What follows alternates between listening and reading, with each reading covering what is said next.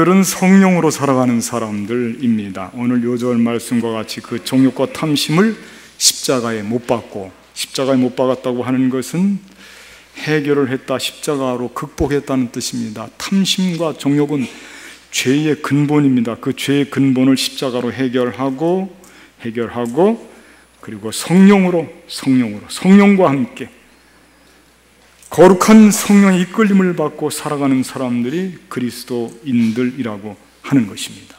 성령을 떠나서는 살 수 없습니다. 우리가 핸드폰을 킬 때도 제일 먼저 확인하는 것이 뭡니까? 충전이 많이 되어 있는지 확인하지 않습니까? 충전이 많이 되어 있으면, 가득 되어 있으면 마음이 편하고 전화를 아무리 길게 해도 염려할 것이 없습니다. 우리 삶도 마찬가지입니다. 성령 충만하면 자신감이 생기고 힘찬 삶이 됩니다. 자, 그렇다면 성령이 충만하다고 하는 것이 뭐냐? 육체 욕심을 버리고 성령의 열매를 맺는 삶이 성령 충만한 삶입니다. 오늘 본문의 말씀은 바로 이 점에 대해서 소개를 하고 있습니다. 버릴 것은 버리고 열매를 많이 맺자 이겁니다. 아니, 버릴 것이라기보다는 잘못된 열매입니다. 그건 끊어야 됩니다. 잘못된 열매를 맺지 말고 가장 좋은 성령의 열매를 맺자 이겁니다. 잘못된 것들이 기록이 되어 있는데 보니까 성령의 열매는 9가지인데 그 전에 기록된 것들은 수를 헤아릴 수가 없습니다. 엄청 많습니다. 음행, 더러움, 호색, 우상, 숭배, 주술, 원수 맺는 것, 분쟁, 시기, 분냄, 당짓는 것, 분열, 투기, 술 취함, 방탕, 뒤에다 또 붙었습니다. 그와 같은 것들이라 더 많이 있다 이겁니다. 이런 모든 것들은 끊어내야 됩니다. 그래서 성령 충만한 사람은 성령의 열매를 맺어야 되는 것입니다. 예수님은 우리가 성령 충만한 사람이 되기를 원합니다. 나무로 비유하면 아무리 나무가 좋은 나무라고 하더라도 그 나무가 열매를 맺지 못하면 이쁨을 받지 못합니다. 열매를 맺어야죠. 나무는 열매로 자기 자신을 이야기해야 됩니다. 그것과 마찬가지입니다. 열매가 없으면 그건 그리스도인이 아니고 예수님께서 그렇게 꾸중하셨던 바리새인과 같습니다. 열매 맺지 못하는 무성한 나무만 무성하면 뭐합니까? 예수님께서 그 나무를 꾸짖습니다. 열매가 없어서요. 그게 바리새인들을 향한 꾸짖음이거든요. 나중에 말라서 죽는 겁니다.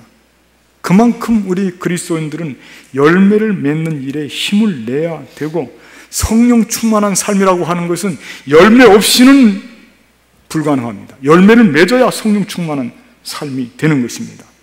말만 앞세우고 행함이 없다면 거짓말장이죠. 허풍장입니다. 말만 앞세울 것이 아니라 구체적으로 우리 생활 속에서 열매를 맺어야, 그래야 참된 그리스도인의 모습이 되는 거거든요. 그래서 이 시간에는 우리가 어떻게 하면 열매를 맺을 수 있을 것인가, 뭘 해야 될 것인가, 오늘 이 점에 대해서 함께 은혜를 나누고 이후에 열매 맺는 그리스도 예수의 사람들의 삶으로 나아가시는 우리 모두가 됐으면 좋겠습니다. 열매 맺는 그리스도 예수의 사람들. 첫째, 저를 한번 따라하겠습니다. 좋은 밭을 만들자. 그렇습니다. 열매를 맺기 위해서는 처음에 할 일이 뭐냐면 좋은 밭이 좋아야 열매를 맺을 수가 있는 것이에요. 밭이 좋아요. 옥토가 되어야 됩니다. 예수님께서 제자들에게 밭에 대한 말씀을, 비유의 말씀을 해주셨는데 밭이 4종입니다. 하나는 길가, 그건 밭도 아닙니다. 길가입니다. 씨가 떨어지면 어느새 새가 다 쪼아 먹어버리고 밭이 아니기 때문에. 돌밭, 그것도 밭이 아닙니다. 돌 위에 떨어지면 뿌리를 내릴 수 없기 때문에 햇볕이 쬐면, 해가 뜨면 타져서 죽어버립니다. 그건 열매를 맺을 수가 없습니다. 가시떨기에 떨어지는 거, 그것도 그렇습니다. 가시떨기가 기운을 다 먹어버리기 때문에 나중에는 열매 맺지 못하고 쭉정이만 거둡니다. 그래서 예수님이 마지막 4번째로 들려주신 말씀이 좋은 밭, 옥토입니다. 옥토. 좋은 밭에 씨가 떨어져야 그 씨가 자라서 열매를 맺되 60배, 100배로 열매를 맺느니라 예수님이 친히 전해주신 말씀이에요. 그러니까 밭을 만드는 그 일이 참 중요합니다. 우리 마음의 밭을 만들어야 돼요. 그래야 우리 마음에 떨어지는 열매가 풍성하게 열매를 맺지요. 마음의 밭을 만들지 못하면 아무리 좋은 씨가 떨어져도 그건 그냥 주워 먹어버린다든지 영양분을 빼앗긴다든지 터진다든지 효과가 없는 거예요. 그러니까 우리가 마음 훈련을 얼마나 많이 해야 되느냐. 마음 훈련에 여러분들 관심을 가지고 우리 마음을 정말 훈련. 신앙생활은 우리의 겉사람을 바라보는 게 아니고 우리의 속사람을, 예수님을 바라보고 우리 속사람을 아름답게 만들어가고 거룩하게 만들어가는 게 그게 신앙생활의 과정이에요. 하나님의 말씀과 기도로 거룩하여지느니라. 우리 마음이. 누가 우리 기독교인들은 마음 훈련을 하지 않고 그냥 은혜로 성령 충만하니까 모든 것을 성령께서 해주실 테니까 우리는 할 일이 없다, 가만히 있으면 된다, 무의도식. 누가 그런 비슷한 이미지를 갖게 자꾸 그쪽 방향으로 가려고 합니까? 하나님의 은혜, 성령께서 우리에게 임하시면 성령의 은혜, 우리 아무것도 안 해도 된다, 그건 엉터리입니다. 우리 마음을 만들도록 열심히 노력을 해야죠. 신앙생활에 매진을 해야 돼요. 열심히 기도하고 열심히 성경 말씀 봐야 됩니다. 여러분들 교회 오시면 조금 성경 펼치시는데 제가 마태복음 봅시다 그럴 때는 마음이 편해요. 근데 갈라디아서 봅시다 그럴 때는 마음이 불편해요. 갈라디아서가 어딘가 그 페이지 수를 말씀해 드려야 돼요. 에스겔이 어디지? 아모스가 어디지? 구약은 더 마음이 불편해서 꼭 제가 페이지 수를 말씀을. 대체 성경을 언제 읽습니까, 여러분들? 성경 읽으려고 하면 또 떡하니 크게 또 판으로 큰 글씨가 적혀 있어서 고개가 성경책으로 가지가 않고 벌써 이렇게 딱 전광판으로 가버리니까 성경을 대체 언제 읽을 때가 있겠냔 말이에요. 응? 성경을 끼고 묵상하고 읽고 암송하고 외우고 성경 말씀을 이해하려고 노력하고 그런 훈련이 없이 우리 마음밭이 어떻게 만들어지겠습니까? 제가 광고 때마다 기도하자고 그러는데 언제 기도합니까? 우리를 들여다봐야 돼요. 우리 마음이 지금 그렇게 피폐하고 지금 돌짝 같은데 기도하지 않아도 된다? 성경 말씀 안 읽어도 된다? 그 교만이 기도하고요. 그거는 마음 자세가 틀린 도둑놈 심보예요. 우리 마음을 옥토로 만들지 않으면 씨가 열매를 맺지 못한다니까요. 열심히 기도 생활해야 되고 말씀과 함께 생활을 해야 되고 찬양도 해야 되고. 말씀 나왔으니까 말씀을 드리는데 우리 용산제일교회는 6월달 그 큰 행사들을 앞에 놓고 지금 70주년을 맞이해서 우리가 뭐 사람의 능력으로 그거를 감당하려고 버티고 있습니까? 기도로 준비하지 않고 어떻게 하려고 그럽니까 지금? 새벽 기도는 그 교회 11조입니다.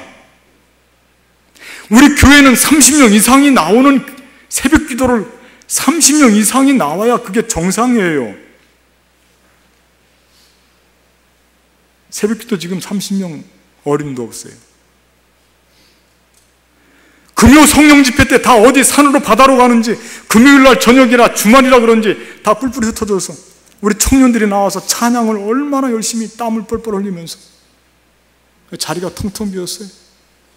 어떤 분이 저를 아끼고 사랑하시는 분이 목사님 금요 성령 집회 그거 과연 계속 본당에서 할 수 있겠어?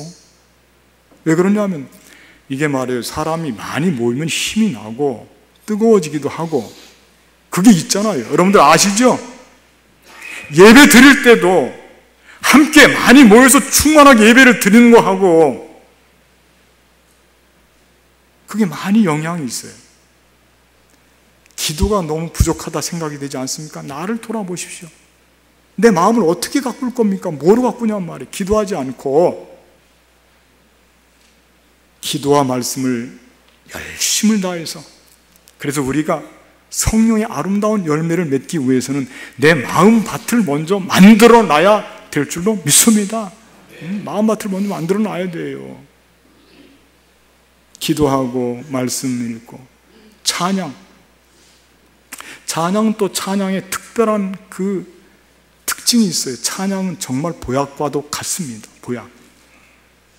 우리 마음을 훈련하는데 찬양을 여러분들이 기억하세요. 찬양을 잊지 마십시오. 어려움을 당할 때, 마음의 상처를 받을 때, 힘들고 지쳐있을 때, 소외감을 느끼고 내가 엉뚱한 생각이 자꾸 마음속에서 들어올 때, 그때 여러분들 세상에 무슨 가사 손에다 놓고 종이 쪽지 놓고 뭐 내 나이가 어때서 그거 외우고 다니지 말고 찬양 가사 좀 외워놨다가 그런 때 조금 찬양 가사 온전히 한 절이라도 좀 불러봐요. 찬양은 위력이 있어요. 능력이 있어요. 그게 다 우리 마음을 옥토로 만드는 일이에요. 어떤 아이가 마음에 심한 상처를 받았어요. 그것도 부모님한테 욕을 먹었는데 부모님이 아마 많이 속상했는지 욕을 좀 지나치게 했어요. 너 같은 놈은 나가서 죽어라 이놈아, 이렇게 욕을 했어요. 옛날엔 이런 욕 가끔씩 들었어요. 우리 시대만 해도요. 지금은 시대가 많이 개발돼서 그렇지만, 그래서 나가서 진짜 죽고 싶어서 고민하느라고 팔짱을 끼웠다가 손을 주머니에 넣었다가 안절부절. 그런데 주머니에서 무슨 종이 쪽지 한 장이 잡혔어요. 얼마 전 연습하느라고 적어놓았던 찬양 악보 속에 들어있었나 봐요. 가사를 넌지시 쳐다보다가 자기도 모르는 사이에 노래하기 시작했어요. 누군가 널 위해 기도하네. 이 찬송도 말이에요.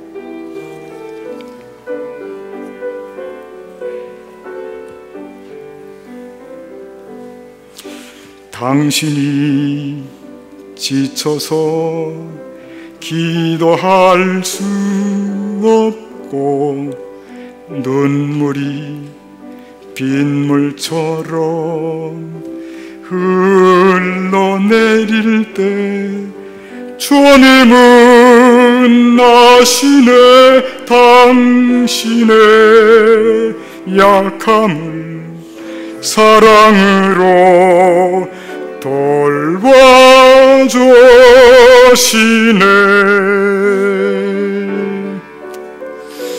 누군가 널 위하여 누군가 기도하네.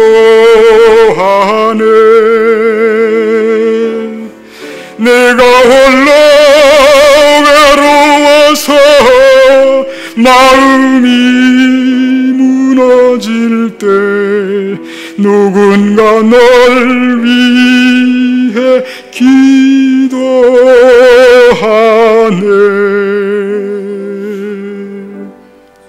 이런 찬송가를 부르기 시작했어요. 그런데 이 찬송을 하니까 마음이 얼마나 치료가 되겠습니까? 생각하지 못했던 것들이 마음속에서 떠오르는, 내가 어머니 속을 얼마나 썩였으면 어머니께서 그런 욕을 하실까? 내가 나가서 죽으라니. 찬양하기 전에는 서운한 마음만 가득 찼는데 이 찬양을 부르고 나니까, 그러니까 자기 잘못이 먼저 고백이 되고 내가 안 되겠구나, 들어가야지, 어머니한테 들어가야지. 그래서 달려서 어머니한테 갔어요. 그랬더니 어머니의 문을 여는 순간 어머니는 거기에서 눈물을 흘리면서 손을 모으고 그 집 나간 아들을 위해서 기도를 하고 있었어요. 기도를. 여러분, 우리가 어려울 때 바울과 실라는 빌립보 감옥에 갇혔을 때 그 어려운 환경에서 그들은 원망하지 않고 찬양을 불렀지 않습니까? 찬양. 이렇게 찬양을 하면 우리 마음이 닫혀있는 마음, 저주하는 마음, 세상의 마음, 온갖 더럽고 추악한 마음, 이 마음들이 싹 없어지고요, 놀랍게 거기에 성령께서 주시는 아름다운 마음들로 막 가득 차고 넘치게 될 줄로 믿습니다. 하나님의 말씀과 기도, 찬양, 이런 모든 것들은 성령의 열매를 맺게 해주는 우리 마음의 밭을 옥토로 만들어 준 것입니다. 잊지 말고 열심히 훈련하시고 노력하십시오. 그냥 거저 먹으려고 하지 마십시오. 아름다운 열매를 따려면 거기에 해당하는 땀도 흘려야 되고 눈물도 흘려야 되고 고통도 있어야 되고 수고도 있어야 되고 영광만 찾지 마세요. No pain, no gain. 아시잖아요. 영국 속담. 고통이 없으면 얻는 것도 없는 거예요. 우리 마음의 밭을 아름답게 가꾸셔서 풍성한 성령의 열매를 맺는 우리 모두의 삶이 되기를 바라겠습니다. 두 제도를 한번 따라하겠습니다. 좋은 가지를 만들자. 그렇습니다. 열매를 거두기 위해서는 밭도 아름답게 가꿔야 되는데 그 다음 단계가 참 중요합니다. 그건 뭐냐면 잘 심어만 놓으면 저절로 자라지는 않습니다. 농부는 초기에는 밭의 상태를 살피는데 시간이 점점 지나면 지날수록 이 식물이 자라는지 관찰하고 거기에 해당하는 때때로 줘야 될 것 영양분을 주고 관찰하고 그래서 가지가 잘 자라서 올라오는지를 파악하는 겁니다. 예수님께서 포도나무 비유로 말씀을 하실 때 요한복음 15장에 보면 거기 예수님은 포도나무고 우리는 가지라고 그랬거든요. 그래서 이 가지가 포도나무에 붙어있지 아니하면 스스로 열매를 맺을 수 없음 같이 너희도 내 안에 있지 아니하면 그러하리라. 나는 포도나무 너희는 가지라. 네가 내 안에 내가 그 안에 거하면 사람이 열매를 많이 맺나니 넌 나를 떠나서는 아무것도 할 수 없습니다. 그렇게 기록이 되어 있어요. 그래서 풍성한 열매를 맺는 정말 가장 중요한 일 중에 하나는 그 가지의 상태를 살피는 거예요. 제가 해남에 들어가서 4년 9개월 동안 목회를 하면서 거기 전국적으로 가장 대규모 이 감을 재배하는 감 농장 사장님이 있습니다. 황 집사님이라는 분이에요. 그분이 부부가 둘이 부인과 함께 그 엄청난 넓이의 그 감 농장을 가꾸고 있는데 지금은 이제 아들이 그 농업 그 후계자 학교 거기 졸업해서 같이 합류를 했습니다. 그런데 그 감은 전국 제일이에요. 크기도 배보다 큰 것도 있고 이 단감이 쪼개면 아삭아삭 사과 같고 당도가 엄청 높습니다. 그런 좋은 감을 어떻게 해서 그런 열매를 딸 수 있을까? 그분의 이야기를 들어보고 그분의 삶의 스타일을 가만히 관찰해 봤습니다. 그런데 다른 분들은 늘 바빠요. 늘 바빠. 언제나 바빠요. 근데 이분은 바쁜 때가 분명히 두드러져요. 어떤 때 제일 바쁘냐면 그 가지가 솟아오를 때 그때는 전체가 비상거려요. 일하는 사람 총동원시켜요. 그래가지고 그 가지를 하나씩 다만 처음에 가지가 나올 때 다 하늘로 솟습니다. 이렇게 하늘로 솟아요. 근데 그거를 다 일일이 다 만져주는 거예요. 그 가지를 잘 만져줘야 돼요. 그렇게 해서 거기에서 정말 튼실한 그런 감 열매가 나오는 거예요. 그걸 가지고 전국에 지금 서울에 아주 저기 강남의 압구정 등의 백화점 좋은 데 납품을 합니다. 비싸게 그것도. 열매를 맺는 데 있어서 제일 중요한 일 중에 하나가 뭐냐? 그 가지의 상태가 이게 제일 중요한 거예요. 그게 정말 원 가지로부터 붙어 있어서 영양분을 잘 빨아들이고 있는지 뭔가 중간에 거치는 것이 없는지 가지의 상태를 살펴야 됩니다. 병충해가 있는지 잘 살펴야 됩니다. 부러지지는 않았는지. 그러면 이 가지는 대체 뭘까? 가지는요, 예수님의 말씀이 예수님은 포도나무 원줄기고 우리 이 가지는 예수님께 붙어있는 지체들입니다. 지체들. 우리가 다 가지예요. 지체. 우리 소속감이에요. 가지는 내가 어디에 있는 내 존재감입니다. 내가 누군지에 대한 질문에 대한 답이 가지입니다. 가지. 그래서 이 가지는 예수님께 접붙여져 있는 그런 가지에서 풍성한 열매를 맺을 수 있다고 하는 그런 말씀이에요. 이 가지가 떨어졌다 붙었다 그런 가지 열매 맺을 수가 없어요. 내가 누구에게 붙어있는지 자기 정체성이 분명하지 않으면 열매를 맺을 수가 없어요. 소속감이 없으면 안 되는 거예요. 한 발은 세상에, 한 발은 교회에, 한 발은 다른 종파에, 한 발은 우리 그리스도교 공동체에. 종교다원주의? 대체 정체가 뭐예요? 산을 오르는데 정상에 올라가는 길은 많이 있어서 모든 종교들이 정상에 올라가기만 하면 된다? 그런 거 아니에요, 여러분. 우리는 이런 고백이 있어야 돼요. 주는 그리스도시요 살아계신 하나님의 아들이십니다. 누구 고백입니까? 베드로의 고백이에요. 예수님만이 나의 원줄기요, 예수님만이 나를 공급해 주시는 원줄기요, 나는 주님의 가지입니다. 나는 다른 거의 가지 아닙니다. 나는 주님께 붙어있는 주님의 가지입니다. 자기 정체성이 분명해야죠. 나를 구원해 주시고 나를 열매 맺게 해주시는 것은 주님밖에 없습니다. 다른 이로서는 구원을 얻을 수 없나니 천하 인간의 구원을 얻을 만한 다른 이름을 우리에게 주신 일이 없느니라. 그런 자기 정체성에 대한 고백이 반드시 있는 그런 사람이 튼실한 가지라니까요. 그 가지를 통해서 열매가 풍성히 맺게 될 줄로 믿습니다. 그런 가지가 아니면 어림도 없어요. 세 번째 저를 따라하겠습니다. 가장 좋은 열매는 성령의 열매다. 아멘. 그렇습니다.